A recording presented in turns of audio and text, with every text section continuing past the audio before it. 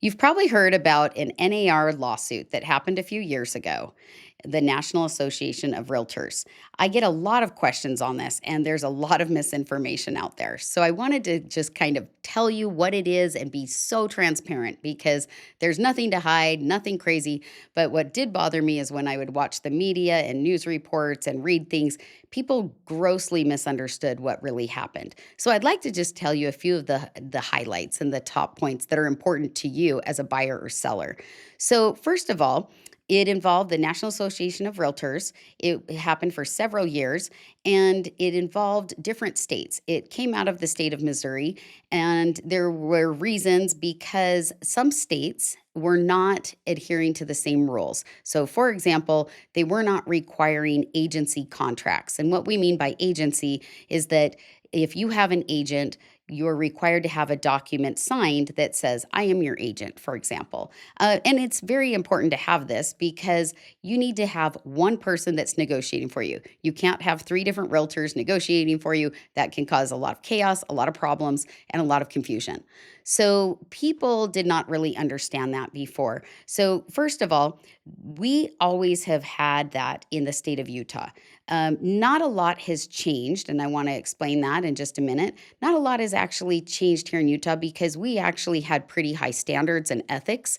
And I think that the way we're usually referred to, even on the national scene, a lot of people look at us as kind of like this flagship state, which I'm very proud of because we've always required buyer agency agreements as well as agreements when you sell your home. That way, you can't get multiple contracts. You can't, I mean, that's how fraud actually happens. So we've been doing this for years. So that piece did not change for us. It did change for certain other states where they had more like handshake deals, like, oh, you're my agent, or hey, you're my agent today. So now everything is documented. And again, we have been doing this in the state of Utah. The other thing it did is it took commissions off the MLS system. So when I first got my license to do real estate, we actually had it on the MLS system, and it would say how much the seller is offering as a commission, or basically a professional fee. You'll hear it being referred to as both. But it would have the seller determine a hard fee, and they would advertise that on the MLS system. What happened with this lawsuit is that also went away. And I'm actually very glad about that. That was something that I was very excited about because when I was a first agent, a new agent, I made it a point to never look at that field because I never wanted it to influence what I did or what I showed you as my client, because I did know there were some realtors out there that sometimes were influenced by what was being offered to them as a commission. They would want to show things that had a higher commission for them. And I really took a lot of pride by actually telling my clients, this is something that I do not look at. And I never did. And so now, even to be clear on that, even though the seller listed it on the MLS, it was still able to be negotiated. So sometimes there were negotiations in many different cases. And so, again, that piece also is not entirely different because that's always been negotiable. So even though it was on there, and maybe some sellers would say, hey, I'm set on, giving this certain amount of commission, a lot of times in the process of negotiation, things did change. And so that also changed. But like I said, listing on the MLS sites did change. And I'm actually very glad about that change. That's probably one of the biggest changes.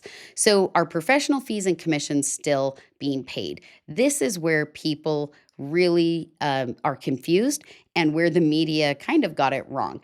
People were saying, oh, commissions are going away, realtors are going away, nothing's going to happen, everything's changed upside down. It's not true.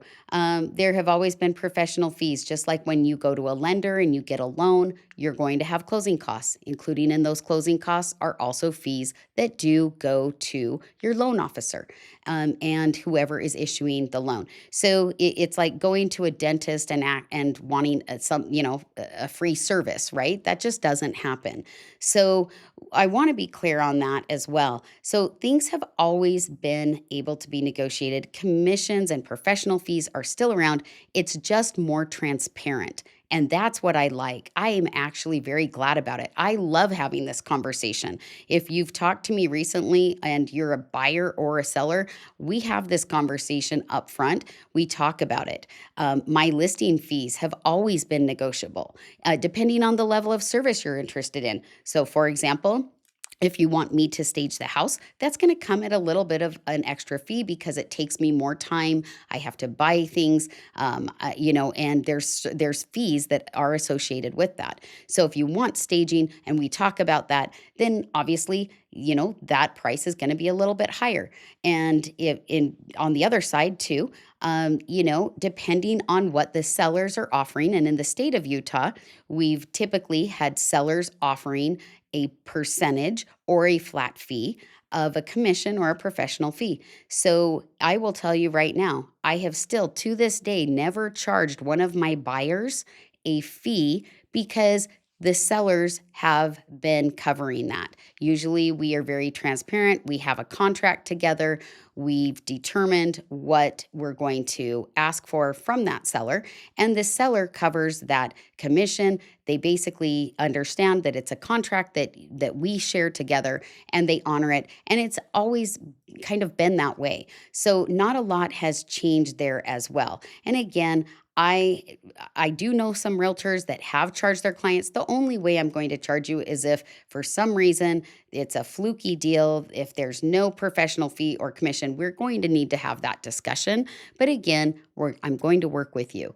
I always want you to be happy. I run a complete referral and repeat client business. And so my work it basically is based on your happiness and how you feel about the transaction. And if you look at my Google reviews or other things, you'll see that I am completely in your court.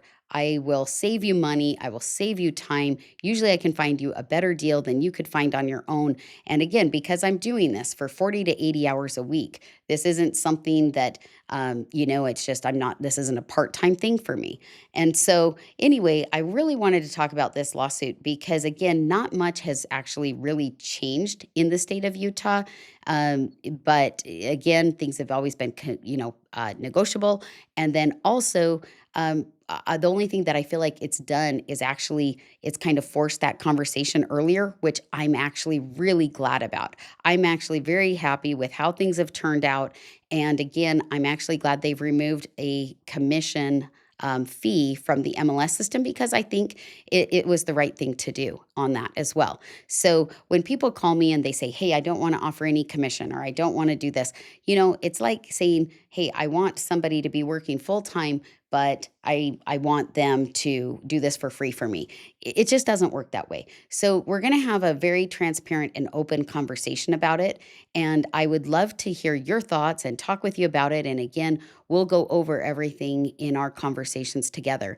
But just so you know, uh, people love having a realtor because we do save you money, we save you time. And that's what my goal is for you.